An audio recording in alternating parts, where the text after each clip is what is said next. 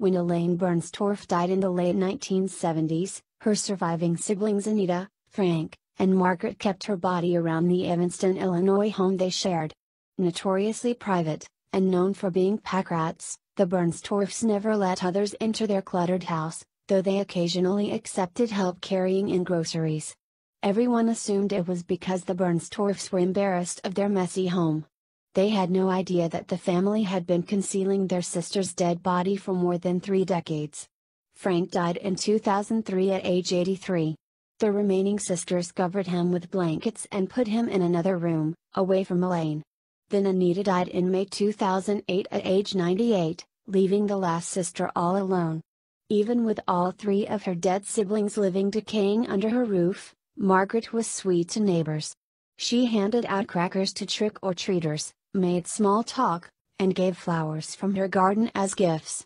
When the neighbors asked about her siblings, Margaret said one was upstairs sleeping and the other moved to Indiana to live with relatives. That wasn't true. When Elaine Bernstorff died in the late 1970s, her surviving siblings Anita, Frank, and Margaret kept her body around the Evanston, Illinois home they shared. Notoriously private, and known for being pack rats, the Bernstorffs never let others enter their cluttered house, though they occasionally accepted help carrying in groceries. Everyone assumed it was because the Bernstorffs were embarrassed of their messy home. They had no idea that the family had been concealing their sister's dead body for more than 3 decades. Frank died in 2003 at age 83. The remaining sisters covered him with blankets and put him in another room, away from Elaine. Then Anita died in May 2008 at age 98, leaving the last sister all alone. Even with all 3 of her dead siblings living decaying under her roof, Margaret was sweet to neighbors. She handed out crackers to trick-or-treaters, made small talk, and gave flowers from her garden as gifts. When the neighbors asked about her siblings, Margaret said one was upstairs sleeping and the other moved to Indiana to live with relatives. Sometimes, all a girl wants is to maybe meet some guys, some Michigan guys, you know. Watch NASCAR and stuff. But when 67-year-old Charles Ziegler died in December 2010, that didn't put an end to his TV watching days.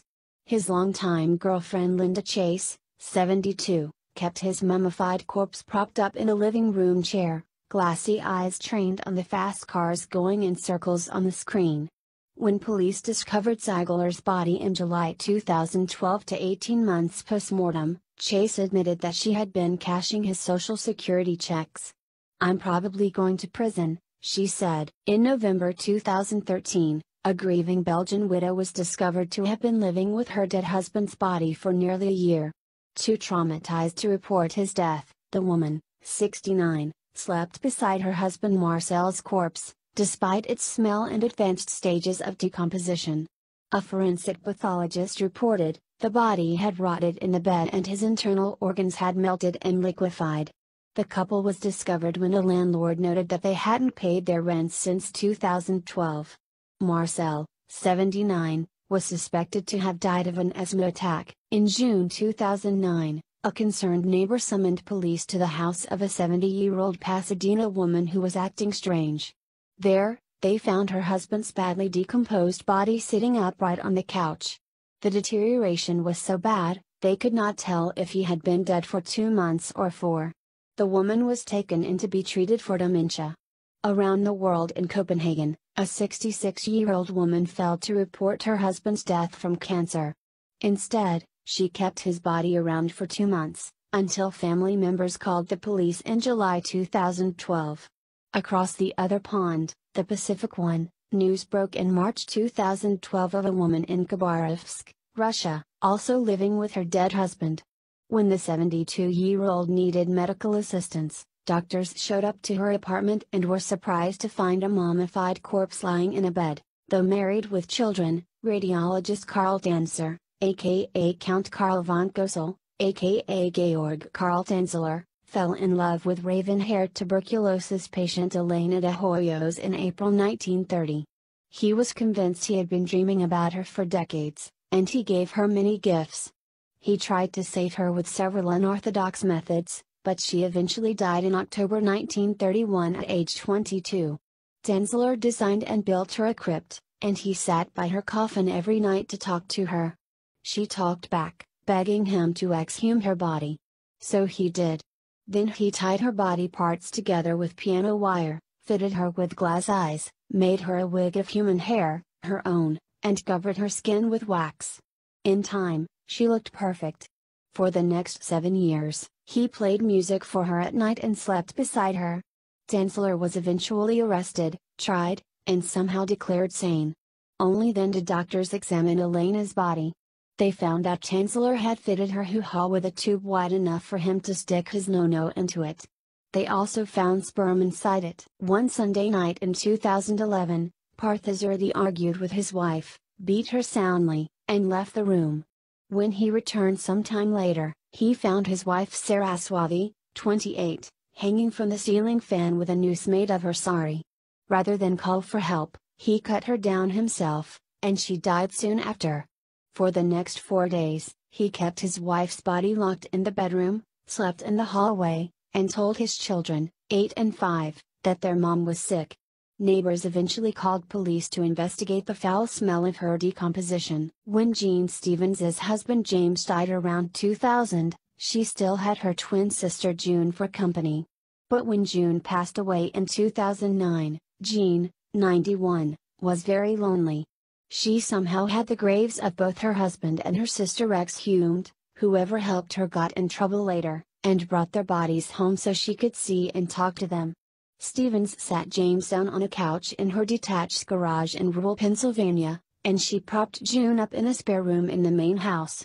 She spoke to the two corpses, dressed them up in accessories, funny mustaches and hats, brobs, and spritzed them with perfumes that they liked, made them stink less. When questioned, she said, "I think when you put them in the ground, that's goodbye, goodbye." In this way, I could touch them, and look at them, and talk to them. Sad. Some men dump the bodies of the girlfriends they murder. Others lay them out on their bedroom floors, cover them in sheets, and surround them with taxicab air fresheners to combat the stench of decomposition. That's how police found 39-year-old Melinda Rea in July 2011, 2 months after Eric Grumpelt, 35, punched her in the stomach one too many times. In his defense, she cheated on him, and hiding a body is hard. Early one week in 2010, Phoenix police got a bizarre call from a 56-year-old man who said he had shot his wife. When they arrived at the house, they found the body of the 66-year-old woman in question, who had been shot with a handgun the Friday before. They also noticed that the caller had shot himself in the face, but was still alive. It went down as one of the worst weekends ever. In 2010, Tokyo resident Sojin Kato lived to see his 111th birthday, making him the oldest man in town. When local officials went to his house to honor him, they were turned away by family members. Upon investigation, police found Kato's mummified skeletal remains dressed in pajamas lying in his bed, where they had been for an estimated 30 years. As for their side of the story, Kato's daughter and granddaughter claimed innocence. They said the man at the house had retreated to his bedroom more than 3 decades ago to become a living Buddha, shutting himself behind a door that couldn't be opened from the outside without food or water. Fair enough. But after his wife died in 2004, Kato began receiving widower's pension payments, totaling more than $100,000, nearly 3/4 of which was withdrawn by the time his body was discovered. Kato's granddaughter, Tomiko, was sentenced to 2.5 years in prison for fraud, but never served time. What she did do is live for 30 years in a house with a dead body. This is kind of sweet, but in the creepiest way possible. Likely at the right one and sweet, maybe? Maybe cute coworker who somehow knows where you live creepy. Anyway, after Levin's wife died and was buried in 2003, he began sleeping on top of her grave every night. When the weather got nasty, he dug a tunnel down to the casket so he wouldn't get rained on. In November 2004, more than a year later, he finally dug up the body and took it on home. To keep his wife's corpse nice and fresh, Van molded her skin with plaster and clay, dressed her up, and put on a little lipstick. In 2009, he reported that she slept on the bed with him, and that his eldest of 3 children hugged her every night before turning in. A neighbor described Van as a normal and well-behaved man. They always are. In 2005, loving husband Howard Lewis, 68, kept his wife Elizabeth's death a secret from friends and neighbors. He went on working at a shop in South Wales, and when asked, said she was fine. When police were finally called in after 5 months of no-sees, they found the body of Elizabeth, 79, still in the bed where she died, surrounded by air fresheners. Friends speculated that Howard was in shock and denial. In 1890 Paris, while Cézanne and Gauguin painted lovely things and ladies and gentlemen made merry at the Moulin Rouge, a teenage boy slept contentedly beside his mother. The twist was that she was dead, and he had just completely disemboweled her with his bare hands. And also raped her corpse. On his deathbed, Lucio Chaculli, 61, asked his wife to keep his body hidden in their house in the Colombian countryside because he would be coming back to life. 30 days later, there was still no sign of a revitalized Lucio, and neighbors began asking where his body has gone. Wife Alba simply said she didn't know. But she did. It was wrapped in a sheet in her bedroom, decomposing just as quickly as it pleased and emitting a stench that would bring the undertaker himself to his knees. She later asked for permission to bury the embalmed body in her patio,